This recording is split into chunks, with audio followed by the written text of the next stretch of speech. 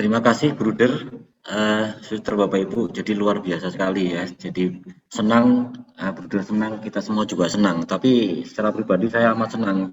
Kenapa? Karena saya perhatikan dari FGD itu selalu ada hal yang baru, selalu ada materi-materi yang baru. Luar biasa sekali memang narasumber kita ini. Jadi semuanya apa yang kita tanyakan, apa yang kita paparkan itu ada hal-hal yang luar biasa baru gitu kan, yang semakin menambah cakrawala dan wawasan kita.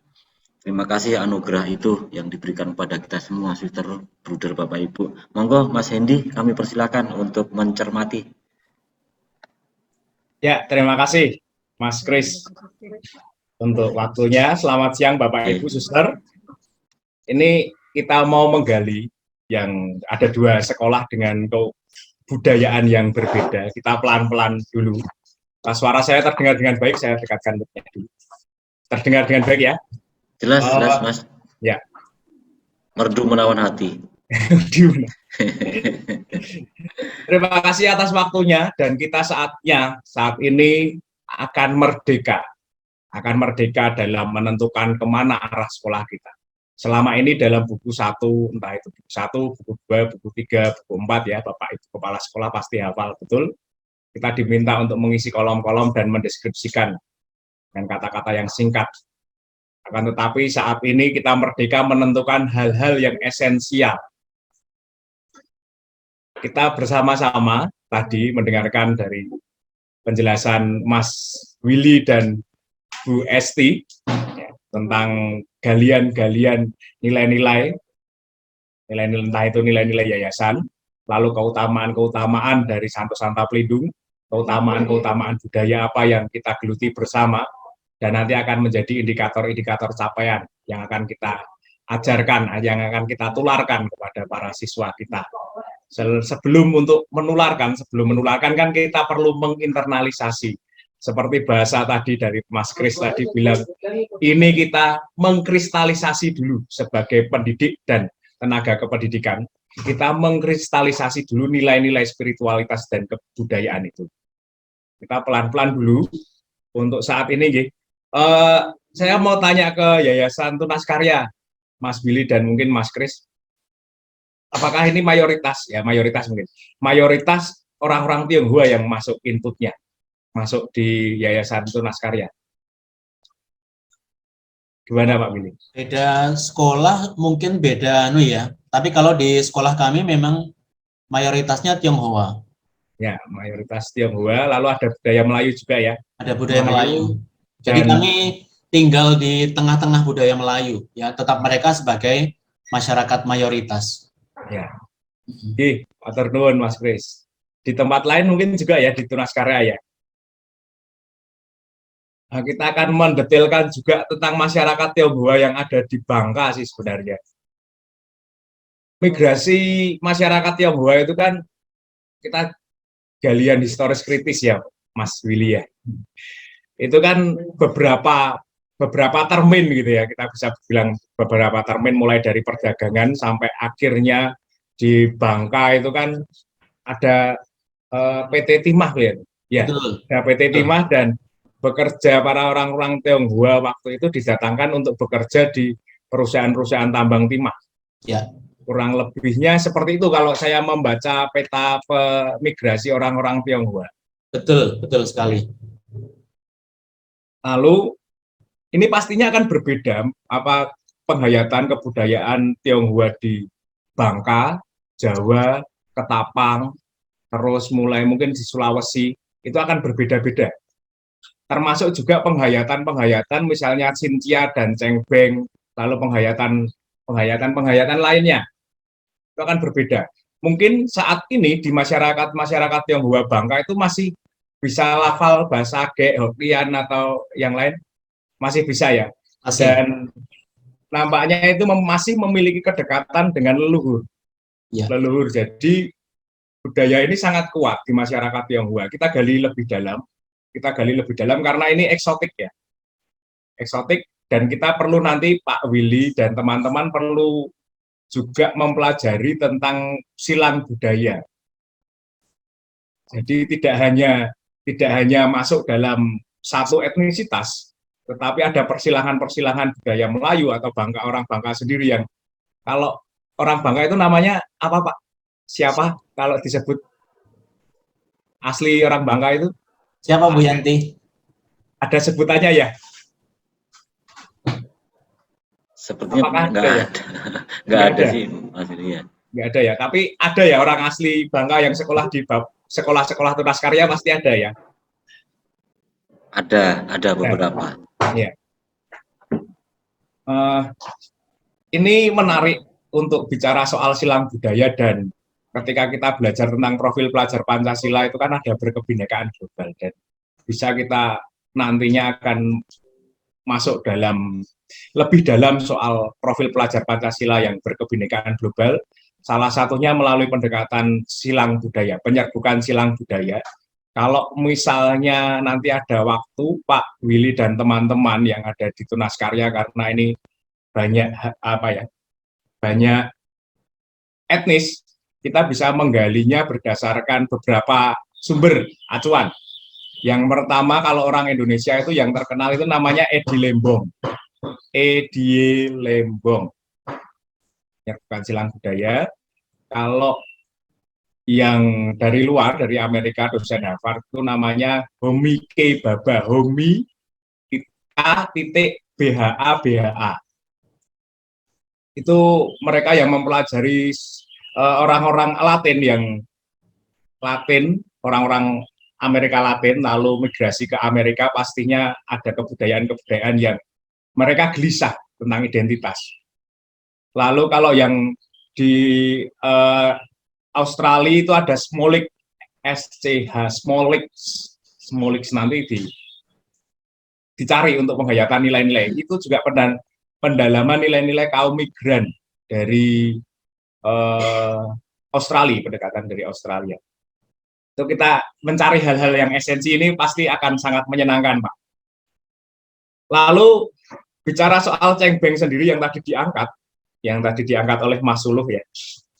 Ini akan sangat menyenangkan ketika kita gali, karena kalau kita lagi nostalgia waktu di Mertoyudan gitu ya, ketika teman lain membaca buku tetapi saya belum membaca, itu rasanya gengsi. Maka dari itu pendalaman literasi kita semakin memerdekakan kita ini untuk berliterasi bersama-sama tentang budaya cengbeng. Bapak Ibu, saya akan menunjukkan satu kajian. Kayak cengbeng itu kan sebenarnya upacara bersih terang. Ya. Bersih terang. Saya sempat mengkaji ini dalam kajian saya berjudul Ampyang Semarang. Mas ini tuh apa-apa tahu toh Mas? Urusan orang Tionghoa yang ngerti, macam ngerti. Oh, itu betul. Terus dahare nopo itu betul ya. Nah, umurnya separuhku loh, setengah umur saya ya. Kayak gitu. Nanti untuk Mas Willy saya akan kirimkan ini di halaman 242 ya. Ini bisa kita soal cengbeng yang mulai lambat laun itu mulai terkikis di anak-anak Tionghoa yang sekarang. Karena dulu ubur rampenya itu kan kuat. Iya. Sesaji-sesajinya kuat. Tapi sekarang cengbeng itu kan nyekar semacam itu ya. Iya. Itu ada upacara-upacara sebelum cengbeng itu ada upacara-upacara. Ini cengbeng. Ini saya sesuaikan penelitiannya di Semarang ya, Pak. Saya di Semarang, tapi mungkin ini juga akan berlaku juga bagi orang-orang Tionghoa muda. Ya, ini nanti akan. Nah, ini sebenarnya konsep ini sama dengan nyadran atau sadranan. Benar, Bapak Ibu. Untuk menghormati arwah-arwah leluhur. Di Medan ada nggak nyadran? Ada kemarin soal bersih tahun itu, benar. Oh, apa? Ya.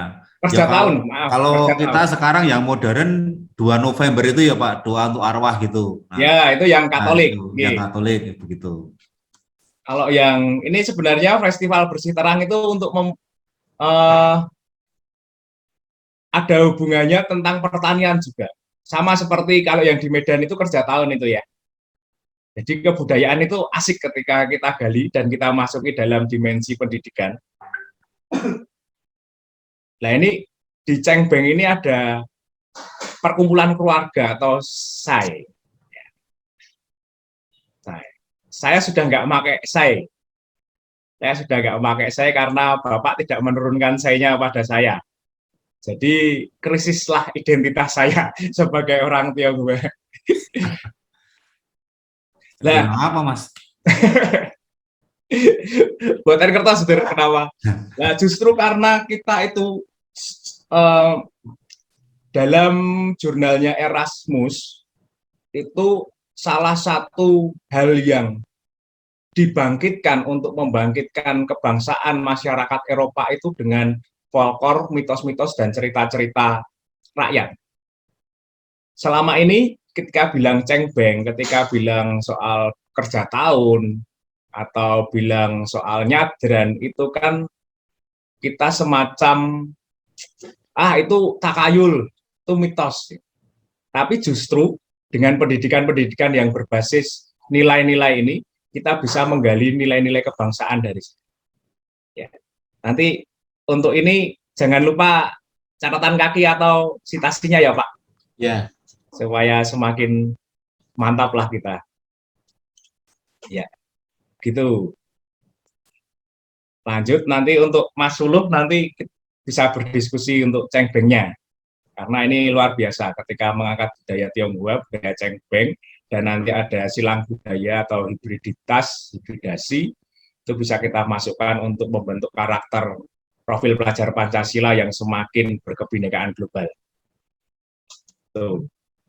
Itu udah bagus, tetapi nanti selanjutnya kami akan menjelaskan ulang tentang nilai dan keutamaan untuk yang Bu Esti dan mungkin Pak Willy dan teman-teman, nilai dan keutamaan, dan bagaimana dibahasakan ke bahasa pendidikan tadi yang diminta oleh Bu Derwarto. Apakah sebelumnya, Yayasan Tunas Karya itu sudah menetapkan nilai-nilai ya? Nilai-nilai yayasan? Sudah, Pak Endi. Sudah ada berapa nilai kah? Ada, jadi kalau nilai itu diambilnya dari identitas Yayasan Tunas Karya. Rumusan visi, misi, spiritualitas, dan 10 keutamaan. Nah, dari visi, misi, spiritualitas, kemudian kami coba breakdown lagi, coba dipecah-pecah lagi. Kalau kami sebenarnya menyebutnya itu unsur gitu ya. Ya. Unsur. Tapi mungkin di sini kita memahaminya sebagai nilai. Ya.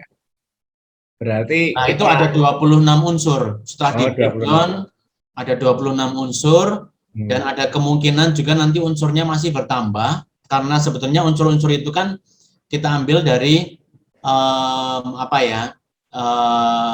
seluruh identitas yang ada di bawah yayasan.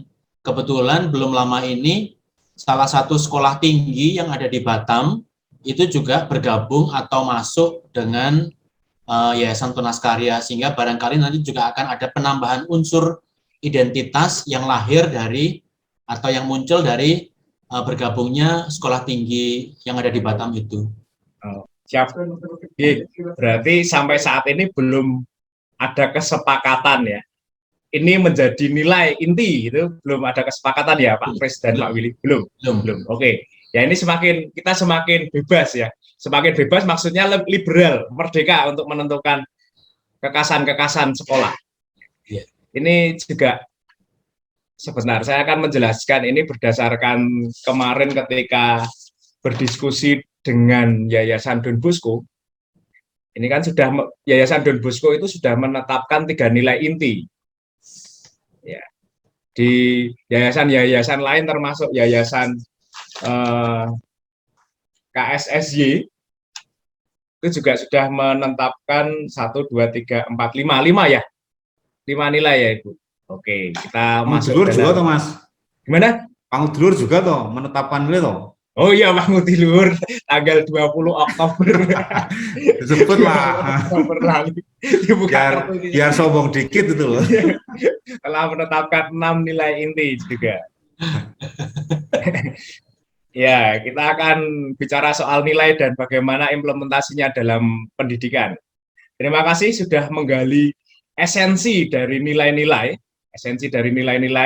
itu lahirlah keutamaan-keutamaan dari, entah itu dari budaya lokal, lalu sekolah, pelindung sekolah, arah dasar keuskupan, eh, keuskupan tertentu, entah itu keuskupan Agung Medan atau Pangkal Pinang ya Pak, keuskupan Pangkal Pinang, lalu ada mungkin gereja paroki, romonya minta apa ini disisipkan, itu kan bisa kalau yang berdekatan dengan paroki. Kita mau menggali lebih dalam nih, tentang nilai dan keutamaan. Ini untuk semua ya, Mas? Dalam? Ini untuk semua ya? Ini untuk semua ya. Nah, untuk semua sekolah yang ada di ruangan ini. Ya. Pendidikan berbasis nilai. Ini yang kita usung bersama-sama dalam program organisasi penggerak jenjang SMP ini. Nanti dampaknya akan luar biasa sampai ke penggalian visi misi, lalu kurikulum seperti apa. Kita mau menerapkan bukan hanya pengalaman belajar, tetapi juga pengalaman mengajar, karena guru yang menjadi ujung tombak dan pintu gerbang pendidikan, merekalah yang menjadi jantung dari kurikulum. Oleh karena itu, pengalaman mengajar ini sangat penting. Lalu, terima kasih Pak Kris yang kemarin sudah mengcoaching dan menginspirasi kami semua, kita semua yang ada di sini, termasuk menginspirasi saya untuk menjelaskan pada pagi hari ini, dan menjadi modal juga untuk kemarin menjelaskan di Medan dan sekitarnya, yayasan-yayasan Medan dan sekitarnya.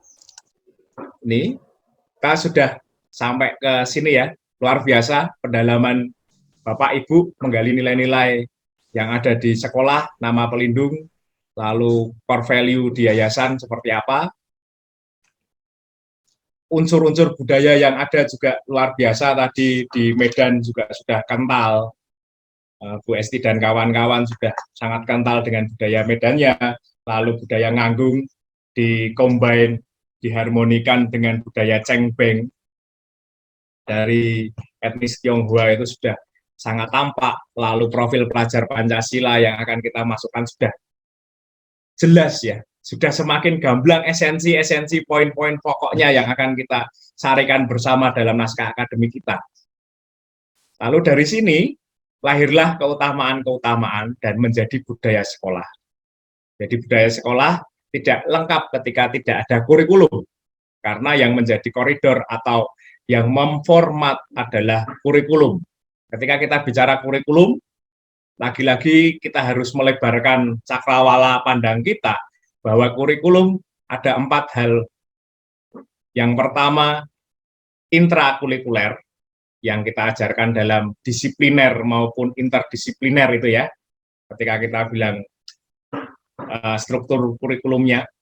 Lalu ekstrakurikuler, intrakurikuler, nah itu kita sebagai yayasan Katolik, sekolah-sekolah Katolik kan dekat dengan retret, rekoleksi, pendampingan personal, pura personalis, dan lain-lain.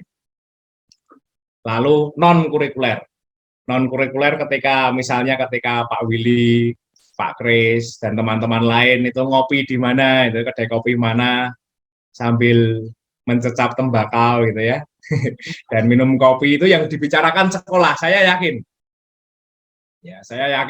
ketika teman-teman yang yang sangat getol dengan pendidikan anak bangsa itu, ketika dimanapun itu pasti yang dibicarakan sekolah. Ya toh Pak, ngaku saja Pak. Dibongkar Mas ini. Iya, ya kudu toh ya. Tenang, selagi masih ada filter putihan itu tetap sampai jam 1, jam 2 pagi masih kuat ya Pak ya. Karena di Simo itu pasti ya di Simo tahu toh, eksportir tembakau. Lalu kita bicara soal ini, kompetensi dasar dan indikator-indikator. Lalu nilai-nilai inti sama seperti yang dikatakan Pak Willy tadi, sudah mencecap nilai-nilai inti, apa yang menjadi nilai, menjadi dasar dari apa yang kita tularkan, apa yang kita wariskan. Itu di yayasan, ini masing-masing yayasan, itu sudah supaya kita tidak tercerabut dari akar yayasan kita. Jadi yayasan, pentingnya yayasan untuk menegaskan nilai apa yang kita perjuangkan bersama, karena nilai-nilai inti tadi yang seperti dikatakan Pak Willy itu menjadi prinsip dan tujuan tadi jelas, menyiapkan rencana kebijakan peningkatan mutu, melakukan pedoman untuk melakukan dasar pijakan untuk pendidikan, menjadi acuan kerja. Lah, ini fungsi dari nilai. Ini fungsi dari nilai. Semolik, ya nanti ketika tadi saya sudah mengutarakan nama salah satu nama Semolik itu, Semolik mengutarakan nilai ini sampai ke tujuan. Sampai ke tujuan pendidikan. Oke, nilai-nilai inti. Nilai-nilai inti ini kan tadi yang berbicara soal hal yang prinsip ya. Hal yang prinsip lalu menghantar kita pada sesuatu yang transenden. Yang transenden itu yang ilahi. Sampai ke kebahagiaan sejati. Itulah fungsi nilai. Nah, untuk sampai ke nilai itu ada laku atau semacam keutamaan-keutamaan. Contohnya ketika ada nilai kesehatan gitu. Saya selalu ngomong nilai kesehatan yang lebih mudah. Nilai kesehatan, keutamaan-keutamaan apa yang perlu kita bangun untuk sampai ke kesehatan? Yang pertama itu mungkin makan makanan yang bergizi. Ya. 2, istirahat yang cukup. 3, apa Bapak Ibu? Mungkin apa? Tidak Jangan merokok, bilang, Mas. jangan bilang tidak merokok loh Pak Kris. Dia tidak merokok, Mas. Mungkin hati nurani itu. Mengurangi aja. Tapi dianjurkan dokter itu loh Mas Hendy. Iya, 4 sehat 5 sempurna itu. Iya. Maka dari itu, nah itulah nilai dan keutamaan. Lalu untuk menghantar ke nilai-nilai itu butuh praksis moral. Ya, misalnya istirahat yang cukup itu gimana sih? Tidur jam 10 sampai jam 5 pagi. Kan katanya yang demi kesehatan. Itu praksis-praksis moral. 4 sehat 5 sempurna tadi. Itu apa aja dijelaskan. Itu laku moral, apa tindakan moral untuk mencapai keutamaan-keutamaan tadi. Bagaimana ini dibahasakan dalam pendidikan? Ya, bagaimana ini dibahasakan dalam pendidikan? Ini kami belajar dari Yayasan Don Bosco Medan. Yayasan Don Bosco menetapkan salah satu nilainya adalah nalar, dan ini sudah masuk profil pelajar Pancasila bernalar kritis. Ya, keutamaan-keutamaan nanti setiap sekolah akan berbeda-beda karena kebudayaan lokal yang diangkat itu pun juga berbeda-beda. Input atau harapan masyarakat pun juga berbeda-beda. Misalnya dalam Yayasan Don Bosco itu ada yang mengangkat keutamaan rasional dalam nilai nalar ini. Rasional, lalu bahasa budaya setempatnya Habonaron Dogona. Praksis moralnya ini atau yang dikatakan capaian atau indikator rasional ini, pembelajar mampu berguru pada nasihat yang lebih kuat. Pembelajar mampu atau mempunyai ketepatan berpikir dan berbicara. Pembelajar mampu mengolah informasi untuk mencari solusi. Lalu adaptif. Dalam budaya Karo itu sangat dekat dengan sopan santun. Kemarin sangat cepat untuk mengatakan kata-kata dalam bahasa adatnya, bahasa setempatnya, jadi saya bahasakan dengan sopan santun saja. Lalu keutamaan praksis moral yang dibangun itu sama seperti Bunda Maria, misalnya menyimpan perkara dalam hati. Lalu pembelajar mampu merefleksikan pengalaman belajar. Lalu keutamaan kerjasama atau gotong royong. Gotong royong itu kan bahasa Jawa, dan ini menjadi profil pelajar Pancasila. Tetapi di adat Medan, adat Batak itu mempunyai Marsya Dapari atau Manga Rumpa. Kalau dalam Karo dilambangkan dengan rumah Siwaluh Jabu. Misalnya dengan Siwaluh Jabu, tiap proyek terdiri, proyek pembelajaran ya sama nanti yang dikatakan Pak Heri yang kemarin-kemarin itu, terdiri dari 8 pembelajar, 8 orang atau 8 kelompok. Lalu pembelajar mampu menerapkan hurjabius, musyawarah untuk mufakat. Jadi siapa yang mau memimpin, siapa yang menjadi apa untuk berdiskusi bersama itu jadi sampai. Nah, di kemarin ketika SMP Santa Maria Kabanjai itu sampai menemukan 160 indikator atau capaian yang akan diajarkan kelas 1 SMP, kelas 7, 8, dan 9. Itu dari nilai, keutamaan, lalu sampai ke indikator-indikator capaian. Kurang lebihnya seperti itu untuk nilai dan keutamaan yang akan kita praktekkan dalam bahasa pendidikan. Semoga ini lebih menginspirasi dan jelas. Untuk sebelum berlanjut ke Pak Heri, ada pertanyaan dulu, Bapak Ibu, karena ini menjadi hal yang esensi juga dalam sumber-sumber untuk penyusunan kurikulum.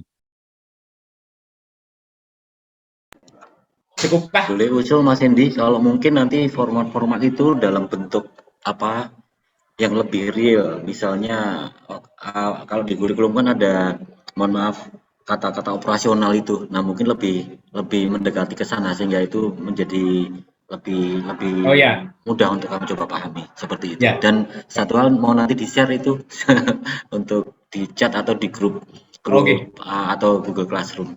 Ya, siap. Terima kasih. Ya, terima kasih Pak Kris. Dari saya cukup ya. Cukup ya Mas Suluh dan Bu Esti, cukup ya. Terima kasih. Monggo Mas Kris. Ya. Sama-sama. Baik, terima kasih Mas Hendy, luar biasa sekali. Semakin arahnya padang tinglang lah, terang benderang lah. Sudah semakin jelas lah, bukan di ufuk-ufuk lagi, tapi sudah mulai benderang. Nah, mungkin Mas Heri ketika ada hal yang sudah menyinggung sedikit kaitan dengan kurikulum, sudah bisa ditangkap, monggo kami persilakan. Atau ada ya, monggo. Sejak kemarin sebetulnya saya pusing sama Mas Hendy. Silang budaya itu dibahas Setia Medan ya, yayasan sekolah apa atau di Kota Batak itu sudah dibahas. Terus Bunda Ati Kudus.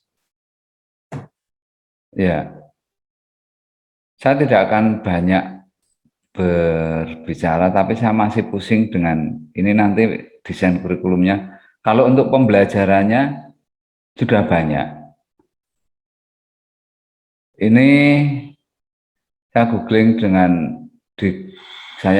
saya dapat beberapa artikel itu macam ini.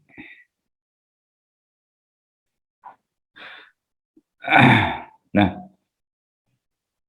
saya dilompati dulu saja Pak Kris. Karena kalau untuk pembelajarannya sih ada, masih bisa, untuk gambarannya bisa, tapi untuk meng-create kurikulumnya tolong saya diberi waktu. Jadi gitu Pak Kris. Non sewu Pak Gili. Mas Heri, itulah makanya kalau saya sampaikan, kalau memang sudah ada yang harus disampaikan kaitan dengan kurikulum, monggo. Hanya sepertinya ini masih kita ngaduk-aduk masalah naskah akademik ya. Jadi mohon nanti agak bersabar, siapa tahu ada satu hal yang bisa ditangkap untuk kurikulumnya gitu. Baik, Bapak Ibu, Suster, Bruder, mungkin untuk yang selanjutnya ya, di dua sekolah yang kedua, ini kami minta berikan kesempatan langsung saja kepada SMP Maria Goretti ya, dari Sungai Liat. Kami persilakan, kemudian nanti setelah itu dari SMP Santo Paulus ya, bukan Santo Paulus tapi Santo Paulus, SMP swasta Santo Paulus setelah SMP Maria Goretti.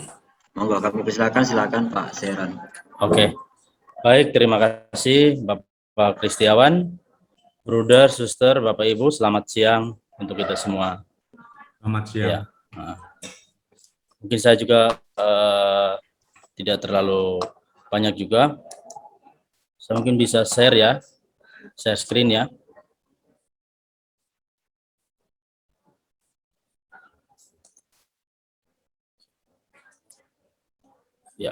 Suara saya bisa kedengaran dengan jelas ya Bapak Ibu ya? Bisa.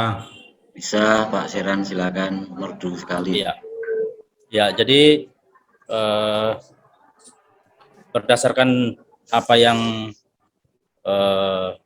kami sepakati ya, waktu itu di FGD yang pertama, itu ya Pak Wawan sempat menyampaikan bahwa pada hari Sabtu itulah kami bisa bertemu.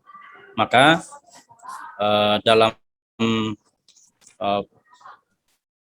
penyusunan ya tim pengembang kurikulum SMP Maria Goriti Sungai Liat, kepala sekolahnya sendiri itu adalah Bapak Kristiawan Triwardana SPD, kemudian wakilnya itu adalah Ibu Sisilia SPD. Kebetulan Ibu Sisilia berhalangan hadir karena ada acara keluarga.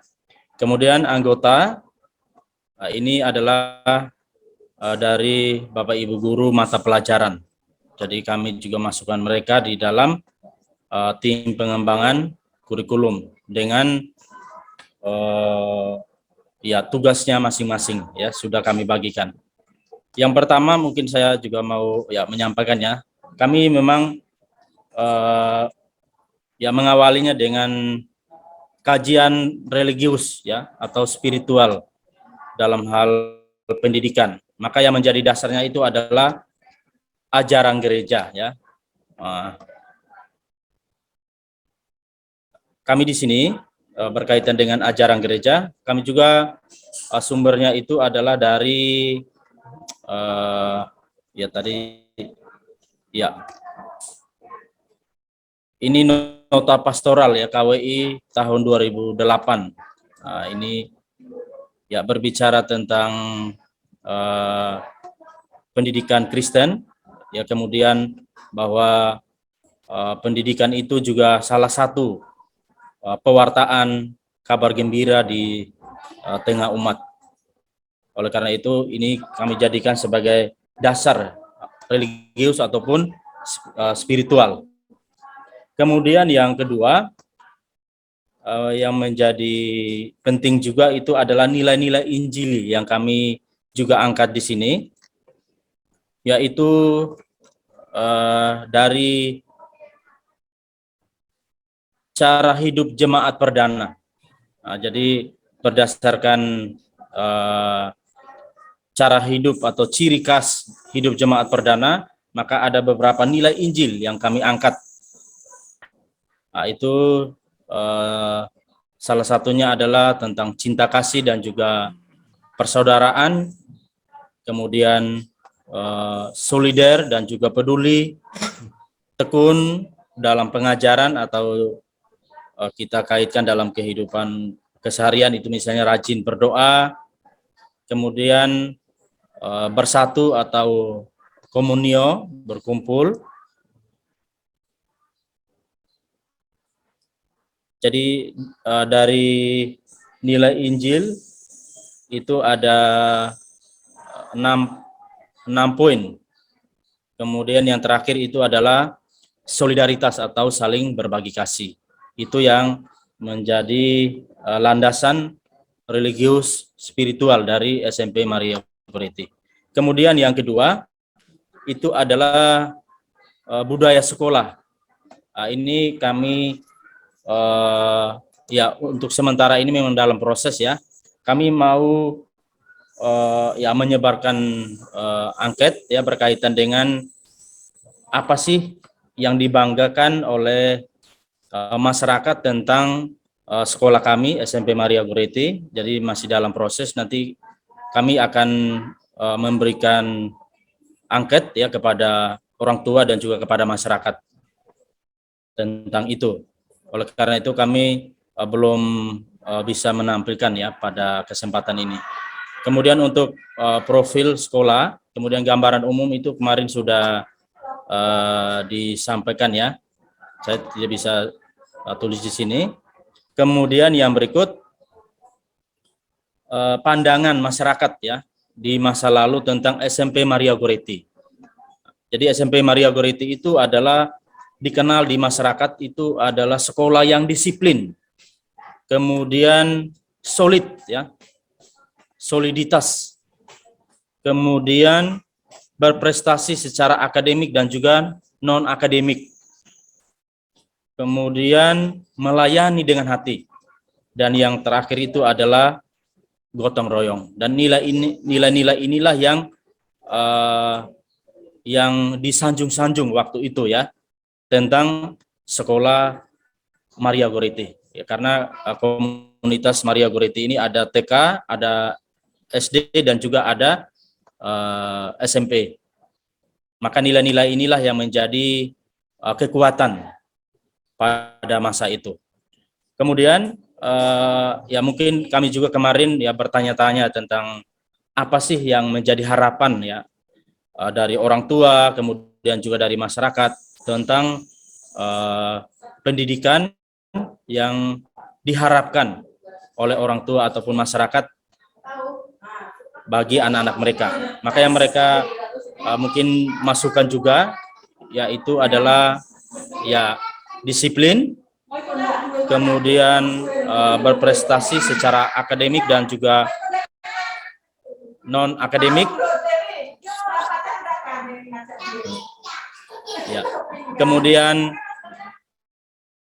pendidikan berkarakter, yaitu lebih menghormati orang yang lebih tua, kemudian ya sopan, santun, dan juga ramah.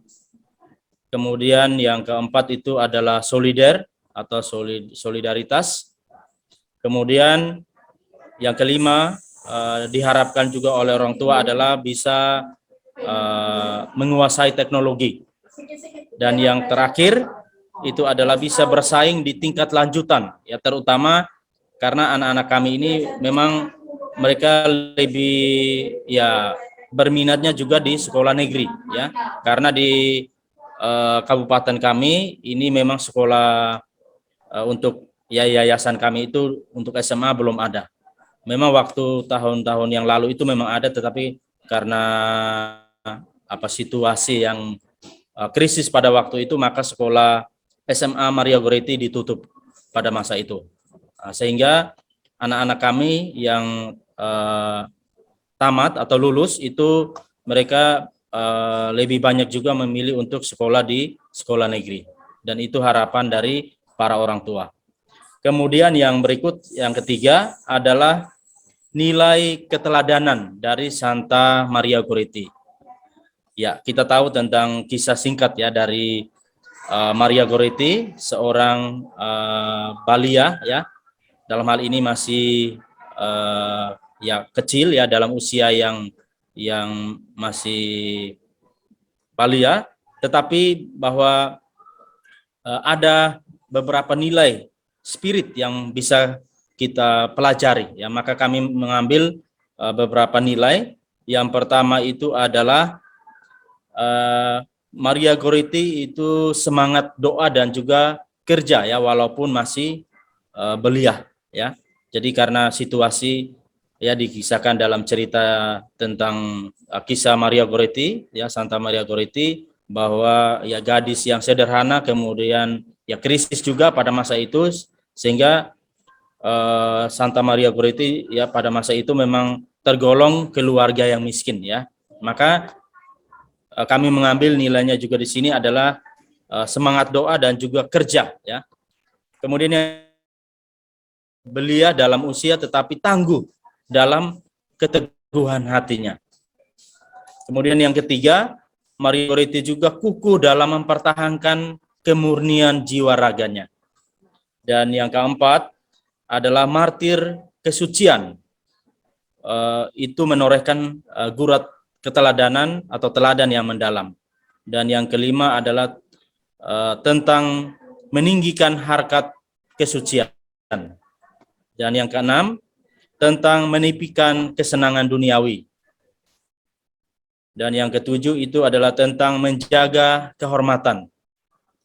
Kedelapan tentang indahnya memperjuangkan keindahan surgawi. Dan yang kesembilan itu adalah pemaaf dan juga pengampun ya. Dalam hal ini murah hati ya. Kemudian yang keempat itu adalah kajian budaya lokal. Ya, ini masih seperti yang sudah disampaikan oleh Bapak Willy tadi ya, budaya Nganggung.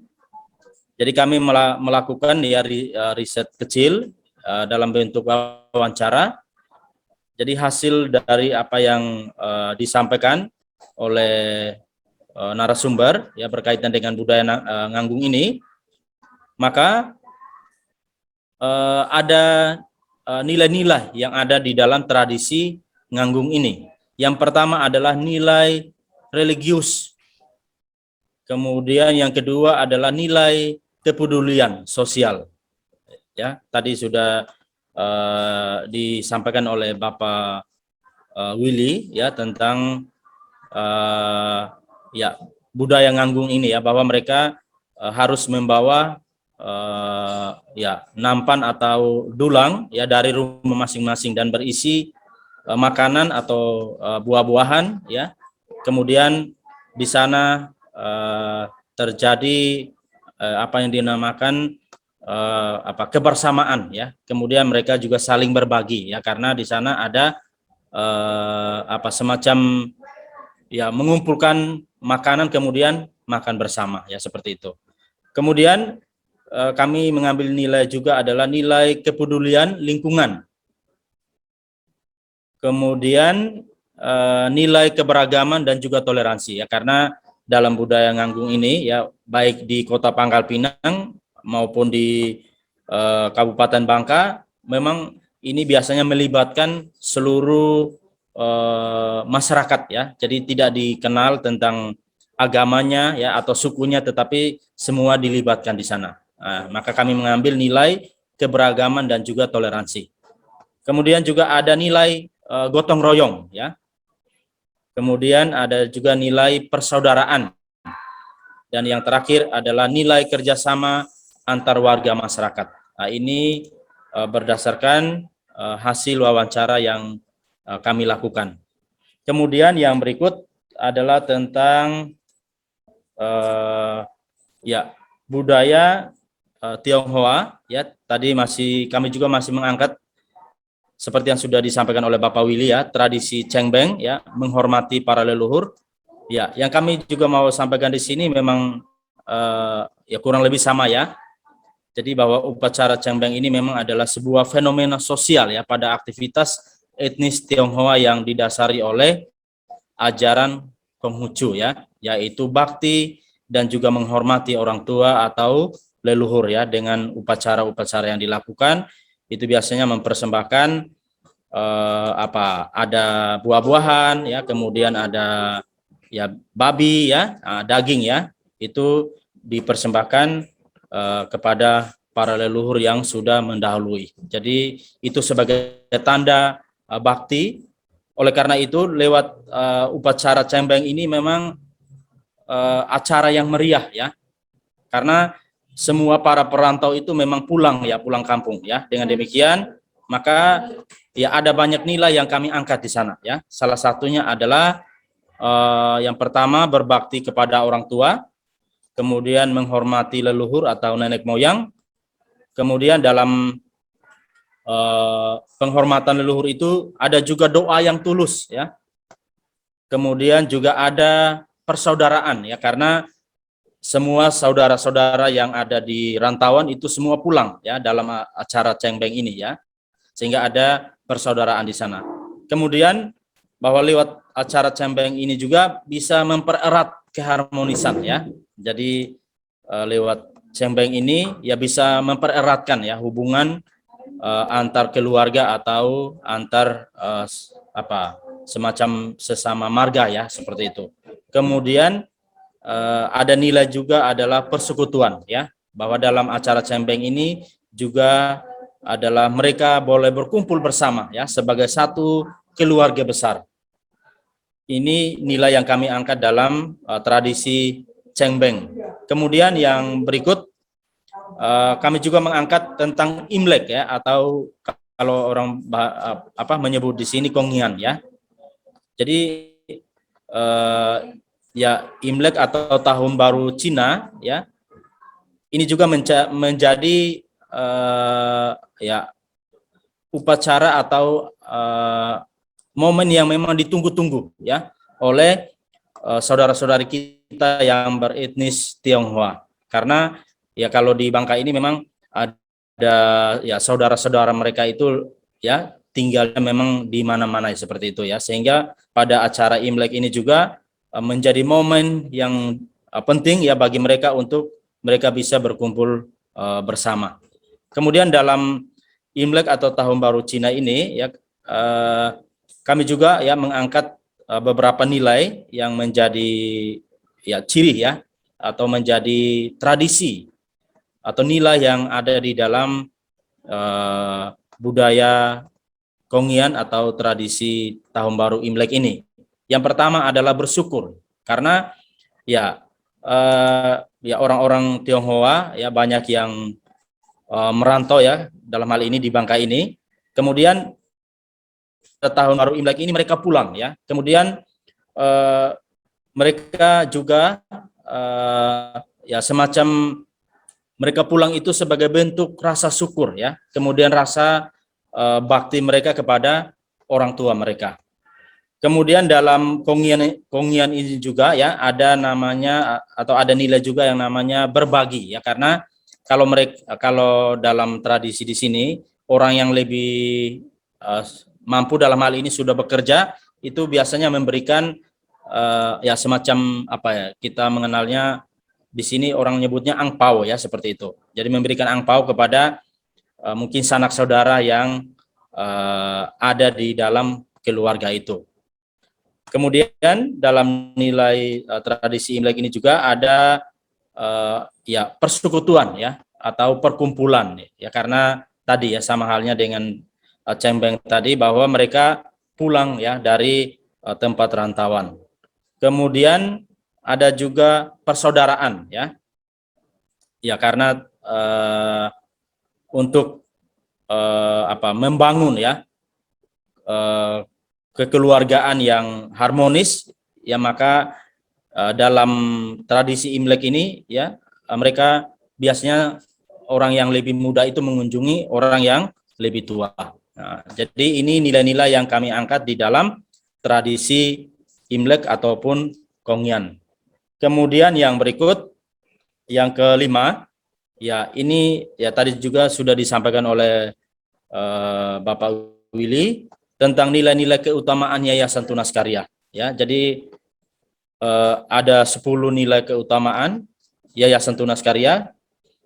Jadi ada cinta kasih, ada berbakti, ramah tamah, sopan santun, jujur, disiplin, bertanggung jawab, tekun, bertindak adil, dan juga bersahaja.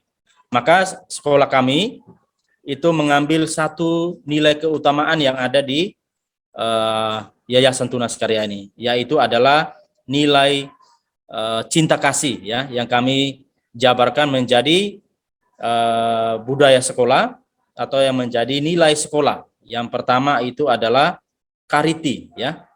Kemudian yang kedua solidarity. Kemudian yang ketiga pro marginal. Kemudian yang keempat universal value. Kemudian yang kelima subsidiaritas, dan yang keenam itu adalah multicultural ya.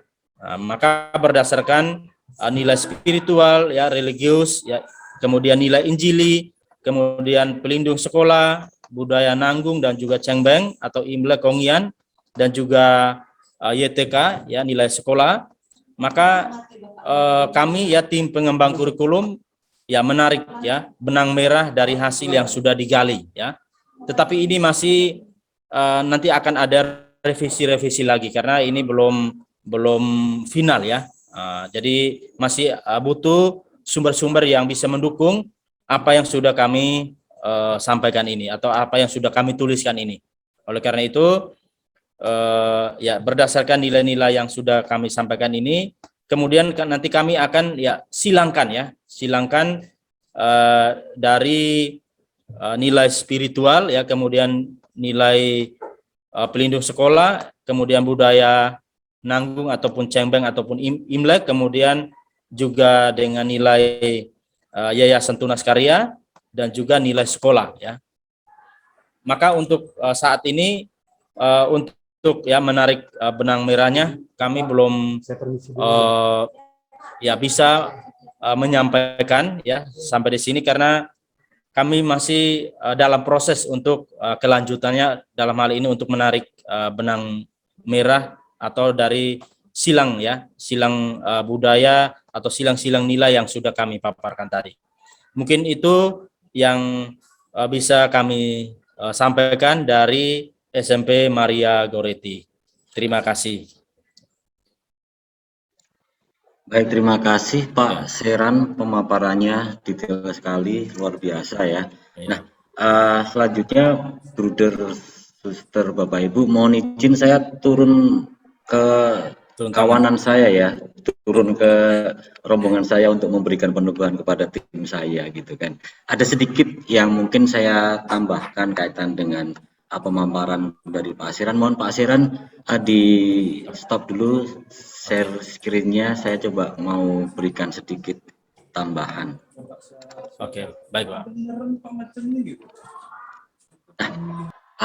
Bruder, Bapak Ibu, jadi pada prinsipnya sama dengan yang disampaikan Pak Seran bahwa hanya kemudian yang butuh untuk saya tambahkan adalah ini landasan core value yang saya berikan coba animasi kepada guru-guru dan tim kami.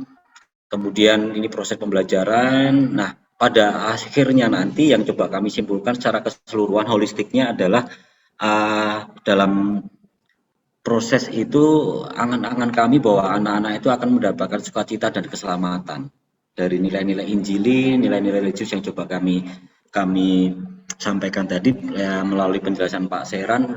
Ujung-ujungnya atau muaranya nanti adalah bahwa akan mendapatkan sukacita dan keselamatan. Ketika anak terbekali dengan ilmu, karakter baik, maka kemudian itu yang ada hanyalah sukacita dan keselamatan. Mohon maaf. Nah, kemudian sebagai instrumen acuannya itu profil pelajar Pancasila. Itu kerangka umum. Hanya kemudian memang ketika kita menggali nilai core values itu yang ironis sebenarnya karena memang kami untuk visi misi itu hanya mengambil dari yayasan dan kemudian mengganti nama yayasan dengan nama sekolah. Nah, kemudian itu menjadi hal yang mungkin kami akan mengaku dosa kaitan dengan itu. Maka dari POP ini adalah awal kami untuk bertobat gitu kan. Sehingga kami harus dari proses ini nanti kami akan sebagai kontrol itu akan kami coba telurkan kembali kaitan dengan misi-misi dari nilai-nilai yang kami refleksikan, kemudian moto, slogan yang mungkin dalam masa yang disampaikan bahwa ini sebagai resonans, penggetar, pengingat kita ketika kita harus mencapai visi misi itu ada sesuatu yang pengingat gitulah, peluitnya bahwa kita harus kembali pada pencapaian visi misi. Nah, itu kerangka umumnya secara holistis, secara keseluruhan prosesnya akan seperti itu nilai-nilai yang coba akan kami kembangkan.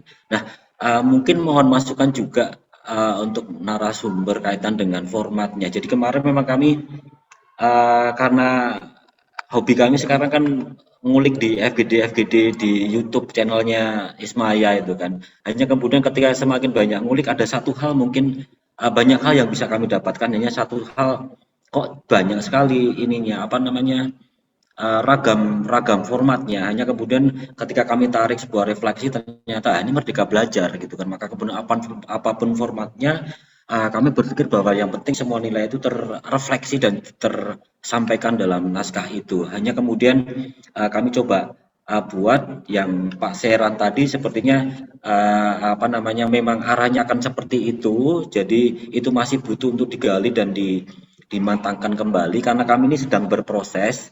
Artinya kami memang menghayati proses berdarah-darah itu dan mencoba untuk menikmati. Jadi untuk formatnya itu kurang lebih samalah dengan kita ketika membuat sebuah skripsi, ada pengantar, ada daftar isi, daftar pusaka, lampiran, foto, dokumen, dan ini harapannya kan karena kan kita akan membuat sebuah dokumen yang bersifat ilmiah sehingga ketika ada wawancara itu minimal ada foto, ada instrumen apa yang ditanyakan, kemudian instrumen penelitian itu minimal ada di sana yang kami akan kumpulkan di dalam lampiran. Sama bahwa di sini ada bab 1 misalnya latar belakang, tujuan dan landasan landasan-landasan lah ya, apakah landasan sosiologi, landasan antropologi, nanti juga akan kami sampaikan di situ. Hanya kami lebih fokus di gambaran umum riset karena memang kami seperti yang saya sampaikan, kami memang berproses dan berdarah-darah di sana, kami dan menghayati itu dan mencoba untuk menikmati gitu kan. Jadi dalam proses mengkaji, mengadakan riset penelitian kecil untuk menimbulkan ataupun memunculkan nilai-nilai itu mempelai proses. Jadi di sini ada gambaran umum tentang metode dan pendekatan riset dan penelitian yang kami coba uraikan di sini. Apakah kemudian kami menggunakan triangulasi, kemudian untuk samplingnya kami menggunakan proporsi sampling. Nah, itu kami adakan di sana pendekatan budaya Kuncana Rena sebenarnya kami akan uraikan di situ. Nah, kemudian komponen ataupun variabel yang penelitian yang kami kaji itu akan kami uraikan sedikit di sini. Nah, pada bab yang ketiga ini barulah acara dimulai. Ya, acara dimulai di sini karena di sini kajian dan refleksi variabel penelitian. Sebelum ini kami bersama dengan tim berbagi gugus tugas untuk mengkaji nilai-nilai religius misalnya atau variabel-variabel riset penelitian itu. Baik melalui wawancara, baik melalui kaji pustaka dan sebagainya. Dan ini sekarang sedang berproses. Sementara ini yang bisa dirangkum oleh Pak Seran itu mungkin harus lebih banyak digali lagi gitu.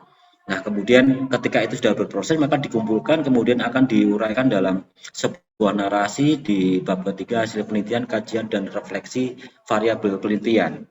Nah, ketika variabel-variabel itu sudah diuraikan, sudah muncul semua, maka kemudian ini akan tentu saja pada hasil penelitian yang pertama ini akan banyak muncul nilai-nilai. Kasarnya kalau misalnya itu ada daftar belanjaan itu akan banyak sekali gitu. Tapi kemudian kami akan tetap berproses untuk kemudian mengiriskan gitulah mana-mana yang kemudian kami harus berisiko itu dijadikan nilai-nilai keutamaan.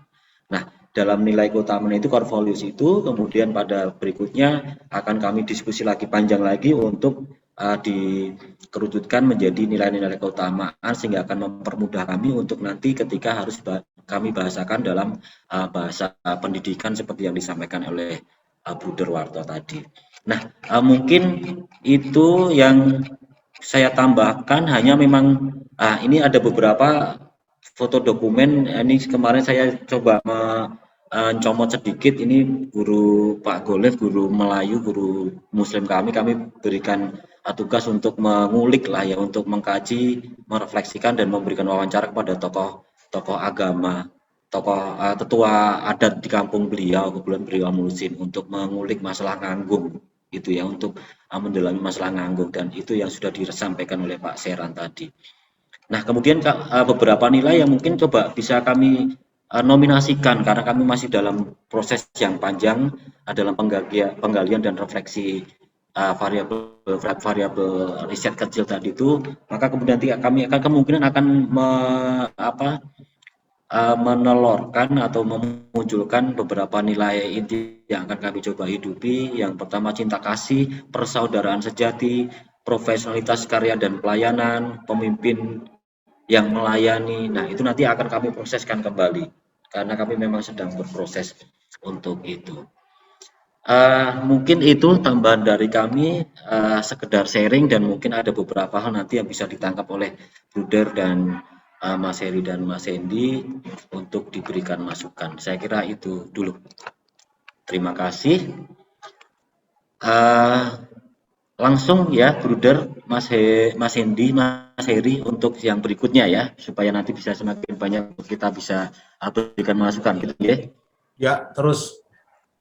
Baik, untuk berikutnya kami berikan ruang dan waktu sepenuhnya kepada SMP Swasta Santo Paulus ya, SMP Swasta Santo Paulus. Silakan, kami persilakan. Suster ya, atau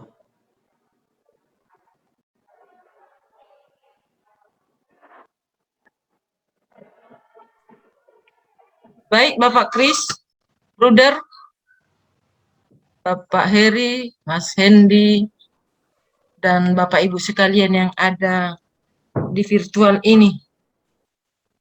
Terima kasih bahwa kami sudah melihat, mendengar beberapa sekolah yang sudah memaparkan apa namanya itu, sebuah naskah yang sudah tersusun rapi. Ya, sangat disyukuri sudah sampai ke situ. Jujur kami dari Santo Paulus belum menyusun naskah secara terperinci, tetapi kelompok kami dari SMP Santo Paulus masih bekerja sebatas sebatas diskusi dan mengenai nilai-nilai keutamaan dari Corvelus dan budaya lokal. Ya, boleh saya share Chris itu apa namanya yang sudah kami diskusikan, yang kami kerjakan dalam kelompok. Mudah-mudahan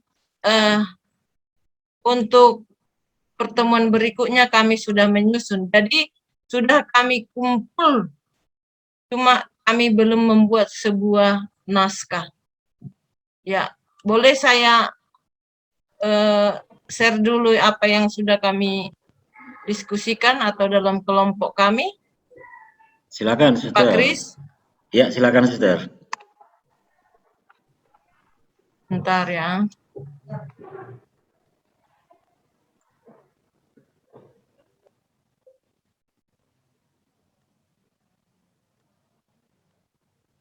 Wih. Sabar.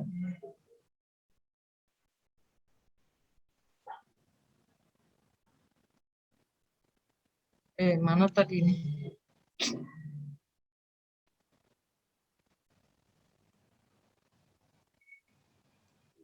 Mohon bersabar.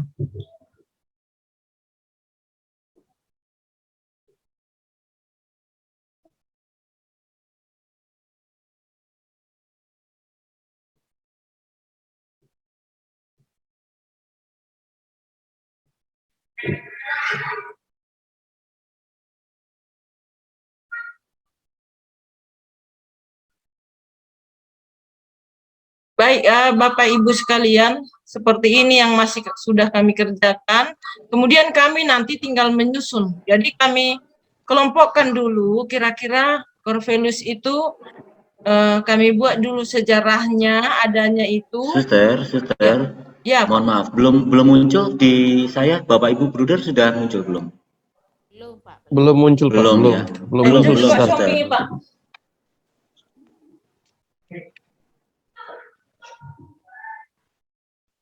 Oh ya, maaf, saya memang belum buka share-nya.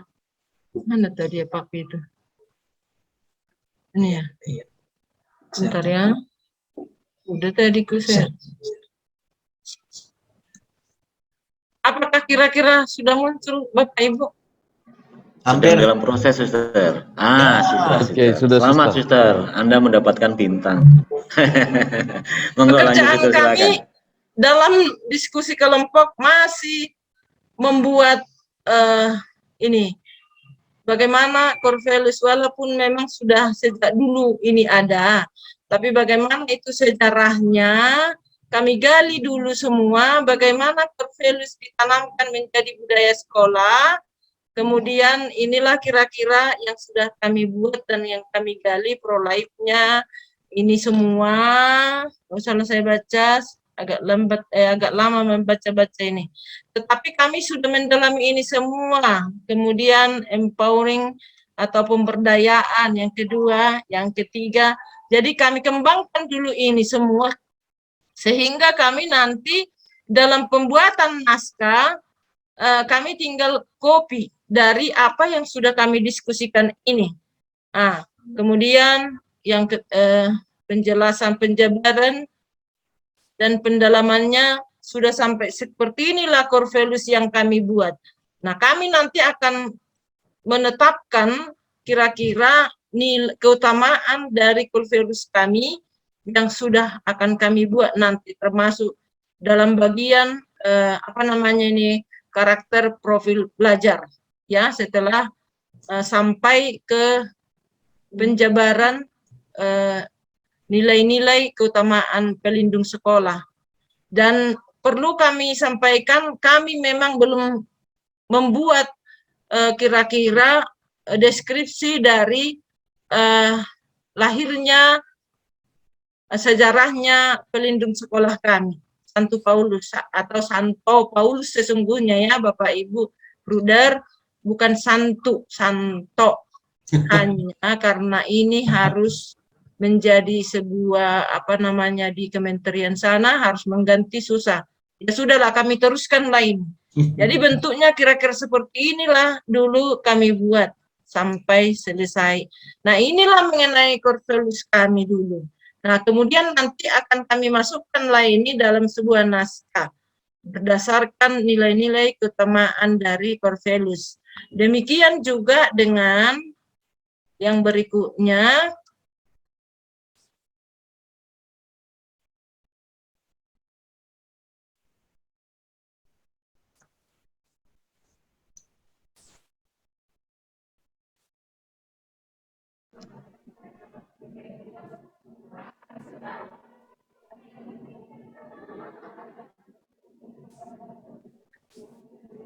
Suster? Ya, sebentar. Oh, kirain Nggak mau share ini lagi. Ya nggak apa-apa, Suster. Hanya kami pikir kok dia macet atau gimana, ternyata memang diam. Pak Ambing itu mana, Pak?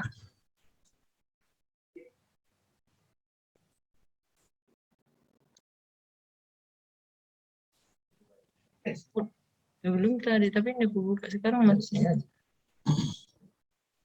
Mana? Ya. Bukan itu, udah ini aku buka ini, Pak. Iya, sudah. Nih, untuk share screen-nya, Mak. Share kan? Udah share. Enggak, belum dilihat ini. Masih share itu, Suster? Belum ada share-nya, di mana share? mungkin di stop dulu suster share screen-nya baru diganti dengan file yang lain. File yang berikut, ya.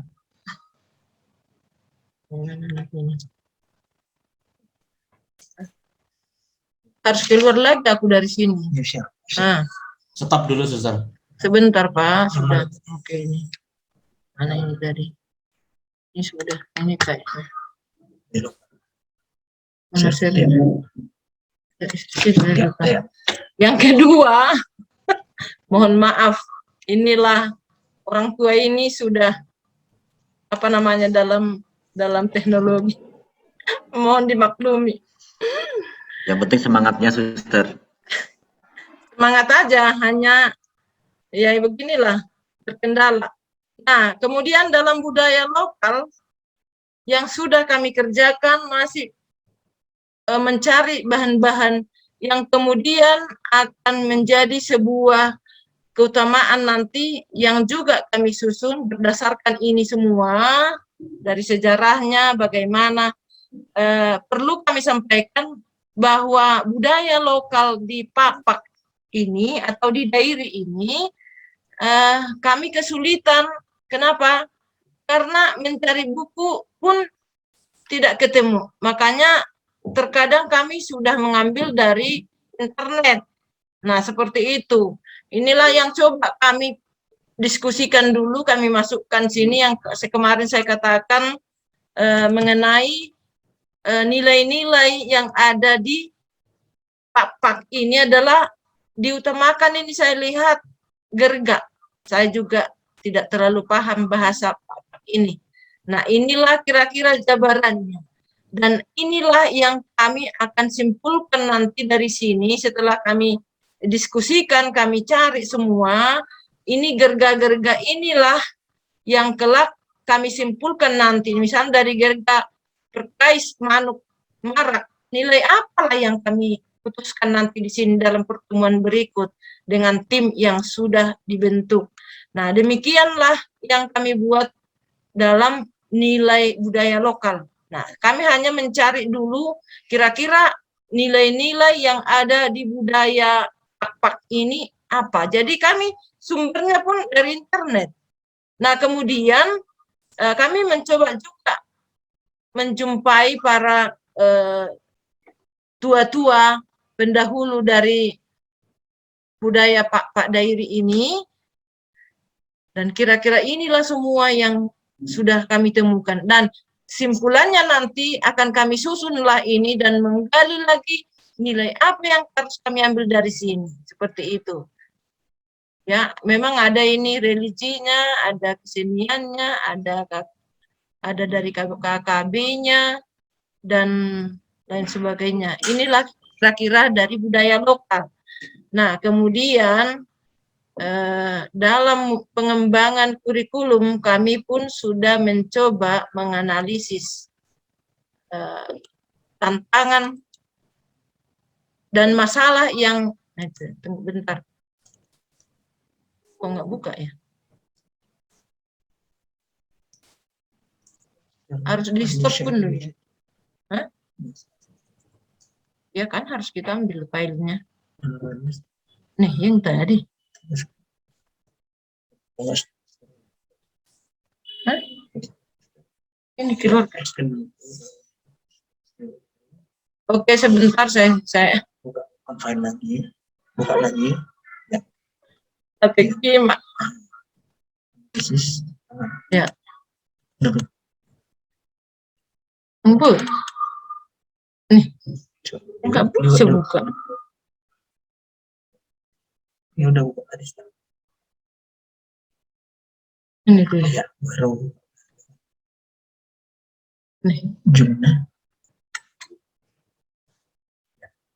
Share screen.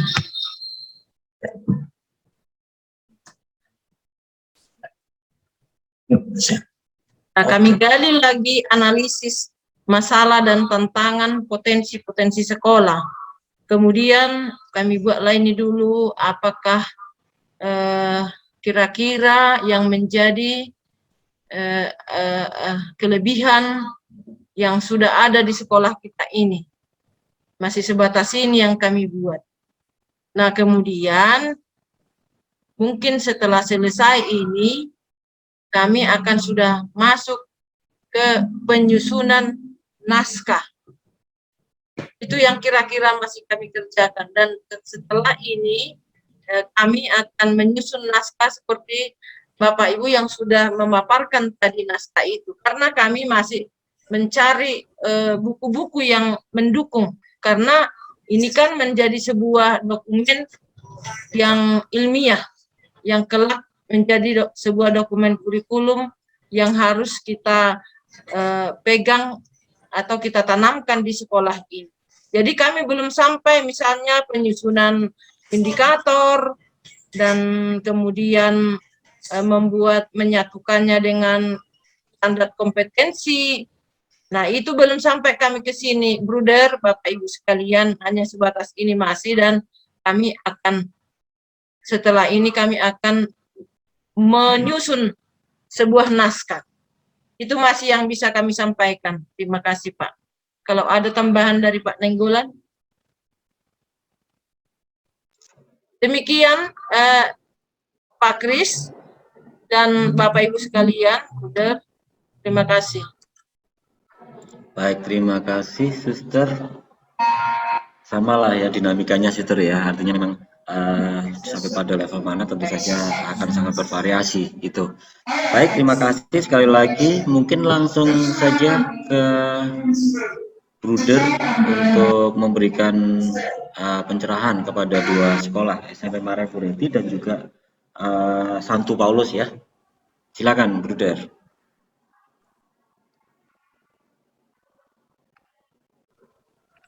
Baik, Pak Kris, terima kasih waktunya. Dari yang pertama tadi dari Pak Seran, SMP Maria Goretti. Yang kedua dari Suster Serafin dari SMP Santo Paulus Sidikalang. Saya memperhatikan dari sharing kedua sekolah ini tadi, masing-masing sudah menyampaikan terkait dengan nilai-nilai. Tadi dari Pak Seran, pertama tadi menyampaikan atau menampilkan cara hidup jemaat pertama ya, kalau nggak salah tadi. Hanya saya tidak ada yang hilang, apa saya yang tidak memperhatikan latar belakangnya apa ya, tadi tiba-tiba menyampaikan nilai-nilai cara hidup jemaat pertama. Bukan saya mempersoalkan itu, saya hanya mau mengatakan itu baik, hanya perlu karena ini kita bicara soal naskah akademik, ya, kita perlu memberikan alasan latar belakangnya mengapa SMP Maria Goretti mengangkat cara hidup jemaat pertama sebagai sebuah nilai. Itu aja bagi saya yang ingin saya sampaikan, agar orang tidak kaget, lu tiba-tiba kok menampilkan cara hidup jemaat yang pertama. Mengapa tidak menampilkan Yesus bangkit? Nah, kan gitu maksud saya. Nah, itu latar belakangnya supaya nyambung. Kok Maria Goretti menampilkan nilai atau mengangkat nilai itu? Itu sebagai sebuah karya ilmiah supaya ditampilkan. Kemudian tadi sudah sangat rinci terkait nilai-nilai religius, lalu budaya sekolah yang ingin ditampilkan, lalu juga tadi juga keteladanan Maria Goretti dan seterusnya, Santo Pelindung, lalu budaya setempat dan lain-lain. Dan ada beberapa budaya yang sama dengan sekolah lain ya yang diambil yang tadi. Nah, kalau saya boleh termasuk juga dari Suster Serafin, Santo Paulus tadi. Kesulitannya kan soal sumber ilmiahnya. Nah, saya coba share screen ya, coretan saya. Tadi saya mengulang dari Ibu siapa tadi ya, Bu, yang pertama tadi yang saya sebut Suster tadi, Bu siapa tadi? Esti. Bu Esti, ya. saya salah sebut tadi. Saya share di sini. Nah, Bu Esti, tadi kan Ibu share ini ya. Nah, ini slide terakhir dari Ibu tadi. Ya. Nah, ini ya. Ini kan slide terakhir, Bu. Contohnya ya, ini kan core value-nya di sini.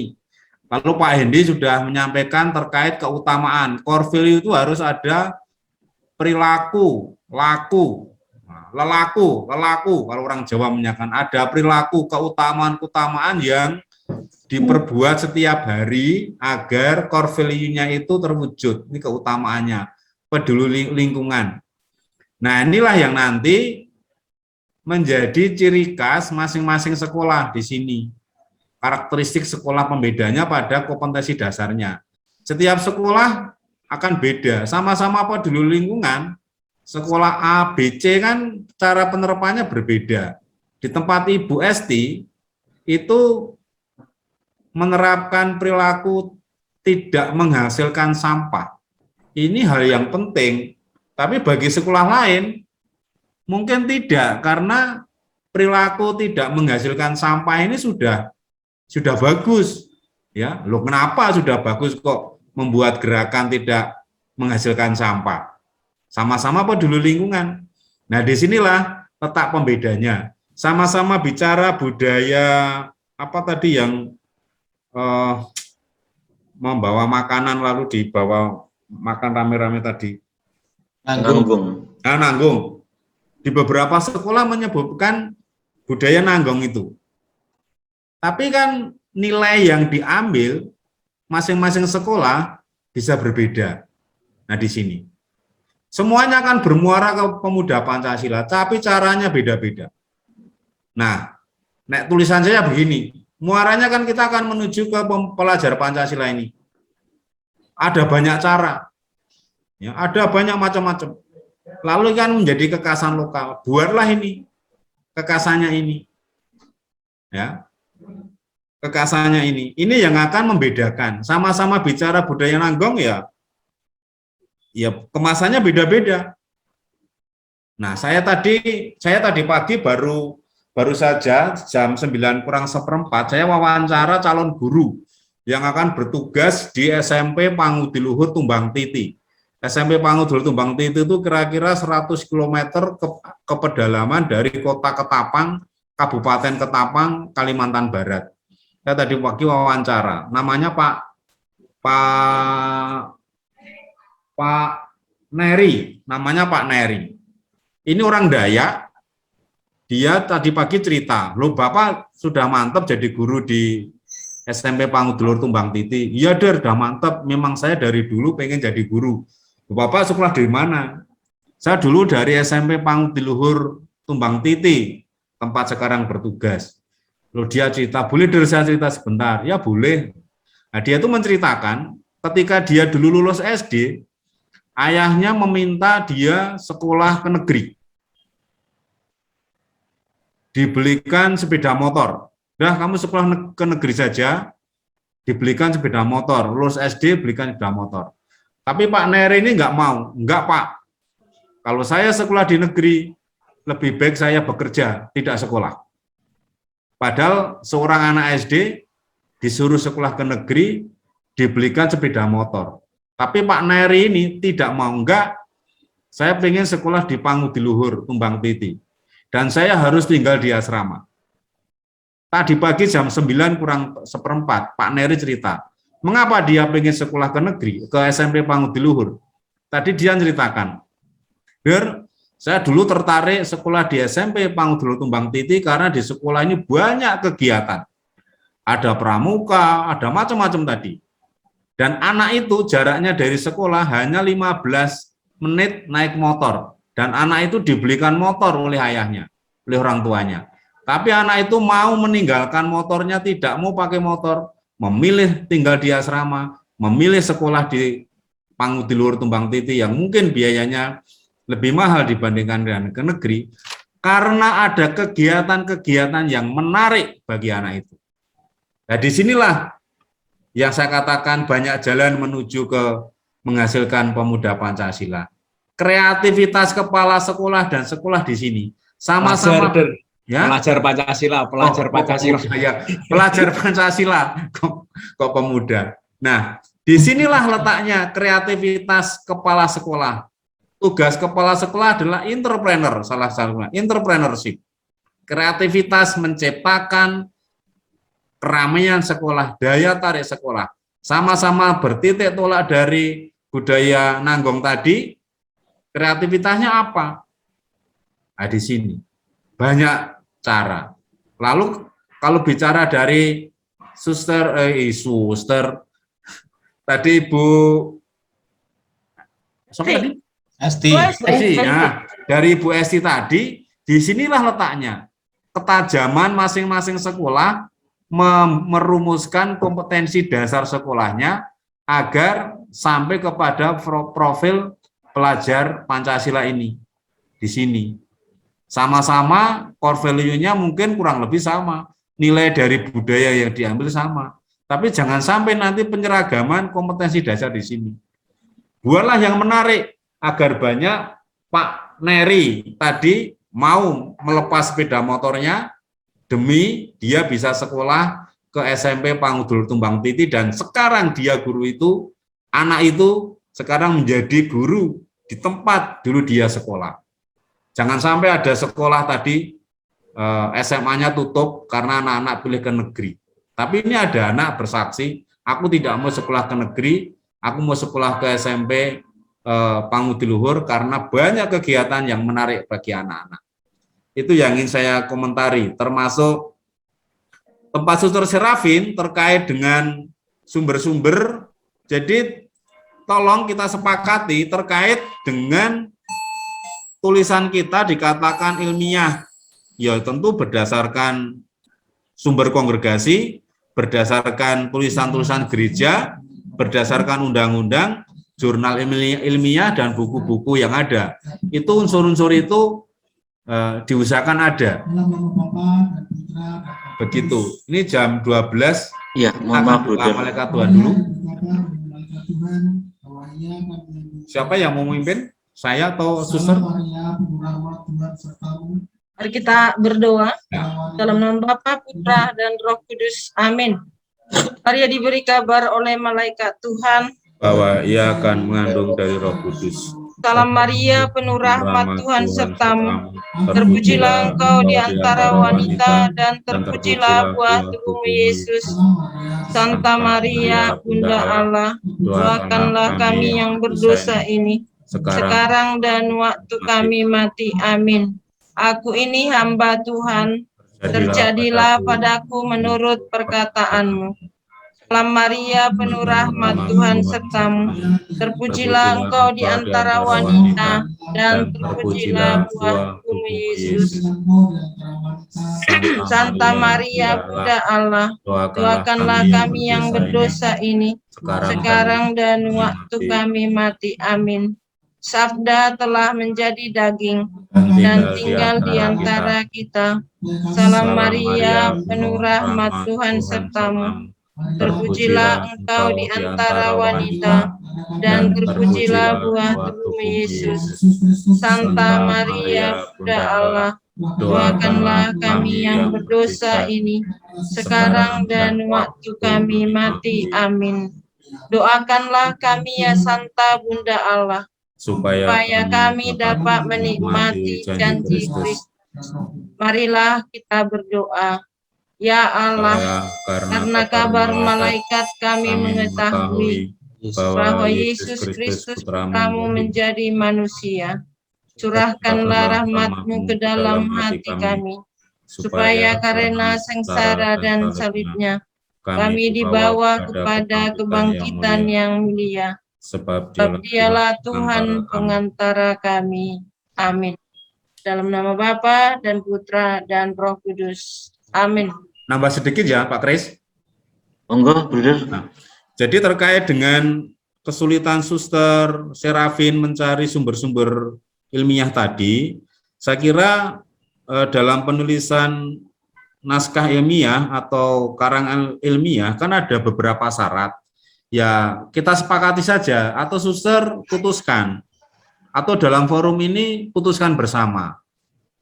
Naskah akademik kita akan kita yakini sebagai sebuah naskah ilmiah jika satu, ada sumber dari kongregasi, kalau itu miliknya kongregasi, ya itu sumber ilmiahnya. Konstitusi bicara apa, kebijakan kongregasi bicara apa, kalau itu milik keuskupan, keuskupan bicara apa tentang pendidikan kita, itu mesti ada referensi ke sana, ya itu. Dan yang kedua itu gereja, ya gereja bicara apa? Kalau nanti ada deklarasi tentang pendidikan Kristen, Gravissimum Educationis itu mesti ada, misalnya. Lalu yang ketiga terkait jurnal ilmiah, minimal berapa jurnal ilmiah yang harus ada. Tapi jurnal ilmiah yang diakui oleh Kementerian Pendidikan dan Riset, ya itu misalnya 2 jurnal ilmiah, misalnya. Nah, silakan di kelompok ini di Yayasan KSSJ Seri Amal dan Tunas Karya akan menyepakati apa. Lalu yang ketiga terkait dengan undang-undang harus ada, ya kan, dari misalnya gitu ya, undang-undang. Lalu yang keempat atau berapa itu terkait buku. Kalau buku-buku ada berapa buku? Buku bahasa Inggris 2 misalnya. Nah itu akan bagus sekali seperti itu sehingga kadar ilmiahnya itu terpenuhi. Kalau kita minum teh 1 gelas, gulanya itu 1 sendok teh kecil, 1 sendok, kira-kira manis enggak? Ya itu teh manis, tapi kadar gulanya kan sedikit, nah kan gitu. Kalau kita beri 2 sendok teh, 3 sendok teh, nah kita sepakat 1 gelas teh, gulanya 3 sendok teh. Nah, itu sepakatan agar kadar gulanya memadai. Karya atau naskah akademis kita juga demikian. Sumber-sumbernya mesti kita sepakati agar nanti dibaca orang itu pantas bahwa ini memang benar-benar naskah akademis karena sumber-sumbernya memenuhi syarat. Itu komentar saya. Terima kasih Suster, agar nanti di FGD ketiga kita sudah akan bicara kurikulum. Naskah akademik kita harus selesai di FGD 2 ini. Agar nanti di FGD 3 kita jalan. Kalau ini nanti nggak selesai, di FGD kita nggak akan jalan karena prasyaratnya nggak akan atau belum terselesaikan. Nanti macet di penyusunan kurikulum. Begitu ya. Terima kasih. Baik, terima kasih Bruder. Mungkin langsung ke Mas Hendy Terima atau kasih. Mas Her. Moga nggih, silakan. Oh, nanti sama Pak Heri juga ya, sekalian aja biar kita semakin cepat, Pak. Terima kasih, Pak. Tadi Pak Kris sudah banyak menggali lalu mendetailkan lagi soal naskah akademik seperti apa, itu luar biasa, Pak. Akan menjadi kejutan yang luar biasa juga bagi kita semua. Itu tadi ya bersama tim dari Pak Seran tadi dan Pak Kris. Risetnya luar biasa, tinggal ditindaklanjuti bagaimana hasilnya kami tunggu. Lalu budaya Nganggung, lalu dikomparasikan dengan Imlek dan Cengbeng, terus ada komparasi teologi komparasi dengan kisah jemaat perdana, lalu menghasilkan nilai-nilai itu juga kami tunggu sebenarnya. Semoga 10 hari lagi disertasi itu saya harus bilang disertasi karena memang ini nampaknya kurang terasa kurang adil kalau dibilang skripsi atau naskah akademik atau tesis itu sudah sampai disertasi itu ya Pak, luar biasa. Tapi nanti kalau misalnya ada kesempatan waktu beli di toko online bukunya Beni G. Setiono yang judulnya Tionghoa dalam Pusaran Politik. Itu kita akan banyak bicara dipetakan. Tionghoa itu ternyata dipetakan. Di sana jelas Tionghoa Medan seperti apa, sejarahnya bagaimana, terus Tionghoa Bangka seperti apa, sejarahnya bagaimana, terus yang Jawa seperti apa, sampai Indonesia. Karena politik itu juga berpengaruh dalam kasanah kepribadian saudara-saudara kita yang Tionghoa. Kita tidak bisa lagi membicarakan mereka itu asing dan aseng gitu ya. Karena saya juga dari Seminari Mertoyudan itu dipanggil aseng. Jadi ketika ada slogan anti asing dan aseng itu saya semakin wah, apakah saya tidak boleh hidup di negara Indonesia Raya ini ada anti asing dan aseng gitu. Tapi walaupun mereka masih totok, tetapi tidak. Sekarang ada kemungkinan sudah tidak lagi kedekatan dengan sana, leluhur sana itu tidak begitu dekat. Karena dalam pusaran politik ada kehilangan identitas dan lain-lain. Itu. Dan mari kita sama-sama membongkar stigma, ya, Pasti ketika kita bicara ketika kita suku tertentu, ya, kita ada prasangka-prasangka tertentu ya. Ketika bicara etis ini ada, bahkan di marga sendiri kita harus koreksi. Kita harus koreksi diri juga. Marga ini stereotipnya seperti apa, marga itu stereotipnya seperti apa. Justru dalam program organisasi penggerak ini, dalam kacamata dan frame untuk kita berkebinekaan global, kita mau membongkar stigma-stigma tersebut. Ini yang justru menghancurkan Indonesia itu ya ini, karena bibit-bibit radikalisme juga eksklusivitas kesukuan itu kadang-kadang juga dibumbui. Maka dalam kacamata pendidikan ini marilah kita membongkar semuanya, membongkar stereotip, lalu membongkar prasangka-prasangka, lalu kita Indonesia gitu. Nanti kita bicara soal ini, dan Nio Julan ketika kita bicara soal Indonesia, tokoh ini penting untuk kita gali. Niojoelan. Nanti kita bisa banyak bicara soal Tio.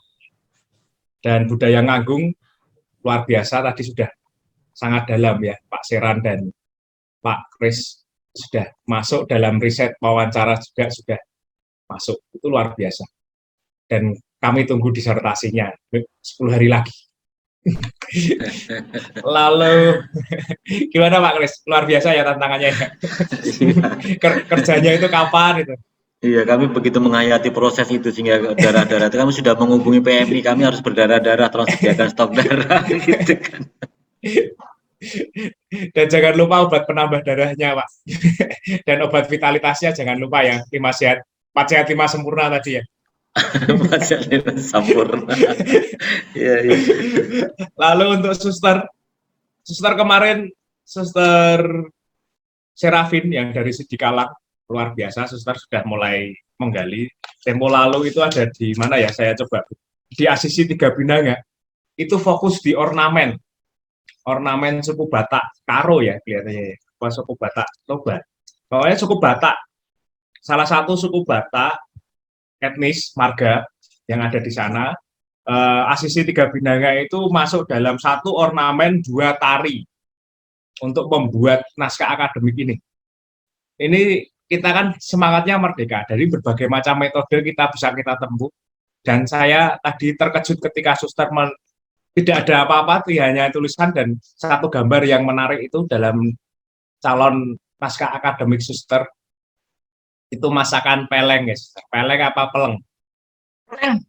Peleng, betul ya. Apa? Peleng apa peleng, suster? Peleng. Peleng ya, peleng. Suster bisa menggali ini lebih dalam, masakan peleng. Peleng ini dari peleng ya, peleng gitu aja ya, suster. Maaf kalau saya salah. Sama kita, Mas. Saya juga nggak terlalu paham itu karena saya Toba, sini Dairi gitu loh. Iya. Tapi itu masakan asli pak-pak ya, suster. Peleng itu ya. Iya, khasnya kalau ada pesta-pesta pasti itu hadir. Itu pesta apa aja, suster ya? Kita ketika ada peleng, pesta adat, lalu pesta adat, kemudian pesta daerah, ya, ulang tahun daerah, betul. Nah, baru pesta dalam keluarga. Nah, itu sudah ketemu banget tuh, suster. Dari satu masakan saja kita bisa memetakan, bahkan bumbu-bumbunya itu, kenapa harus ada daging di atasnya, terus bagaimana itu, kenapa nasinya kok harus seperti itu, nah, nasi kuning itu seperti apa, kita belajar maknanya seperti apa, kita gali lebih dalam tentang keutamaan dan masyarakat itu dari masakan juga bisa sebenarnya.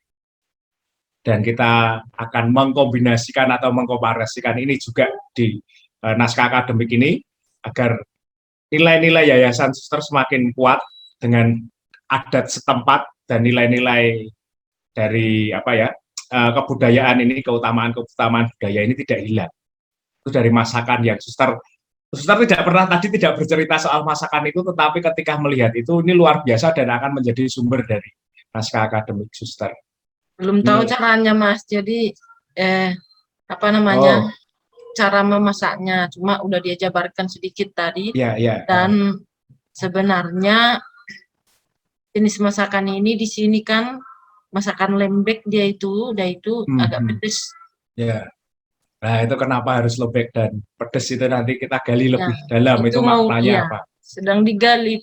Itu fokus di itu aja ya, suster, peleng itu aja, suster. Nanti akan sangat bercabang, bisa cabangnya kemana-mana.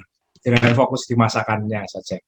Tapi saya melihat di Gorengga tadi banyak juga nilai-nilai utamaannya, semua kami belum membuat secara sempit dia nilainya, masih secara umum dia itu. Ya, maka dari itu kan kita perdalam dari tadi. Dari masakan itu kita bisa menggali sumber-sumber adat. Kenapa kok harus masuk harus keluar dari pesta adat itu, kenapa? Karena pasti ada lokal jenius yang tersembunyi di masyarakat daerah. Dan mungkin ini kajian suster ini kemungkinan akan menjadi jurnal yang luar biasa, karena ada kemungkinan jurnal-jurnal tidak banyak yang mengulas soal masakan dan pendidikan. Ya, ini tantangan yang luar biasa. Nanti bagaimana itu dilahirkan menjadi naskah akademik dan akhirnya menjadi kurikulum, itu menjadi PR kita pada FDD ke tahap selanjutnya. Makanya tahap ini 10 hari ke depan, suster gali lebih dalam tentang tadi. Ya, suster pasti ada. Hanya itu tadi kesulitan kami mengenai budaya lokal Pak ini, mencari buku yang secara akurat menguraikan itu. Ini kan kadang kita hanya berdasarkan pembicaraan dengan para tua-tua. Ya. Apa yang menjadi pendukung nanti menjadi sebuah dokumen atau menjadi sebuah kurikulum ini nanti. Itu yang belum bisa kami putuskan. Wawancara itu juga menjadi salah satu metodologi yang luar biasa ketika masuk dalam kualitatif ya. Wawancara itu menjadi, bahkan dokter-dokter dari luar negeri pun ketika masuk dalam adat lokal itu akan menjadi, beliau tidak hanya akan menggali lebih dalam dari narasumber lokal ini. Itu yang sumber acuan A1 gitu ya. Sumber ilmu A1 gitu ya, kalau kita bicara soal keilmuan A1 yang langsung sumbernya. Sumber itu kan ada tulisan dan lisan. Ya, jadi suster pakai metode ini juga tidak apa-apa suster sebenarnya. Dari penatua-penatua adat yang jelas kapan dokumentasi itu kita langsungkan, naskahnya, ceritanya seperti apa, dan bicara dengan siapa, umurnya siapa, bagaimana, biodatanya seperti ini, kehidupannya seperti apa, kita munculkan. Itu akan semakin kaya sih kalau pakai ini, dan lebih sulit sebenarnya, lebih sulit.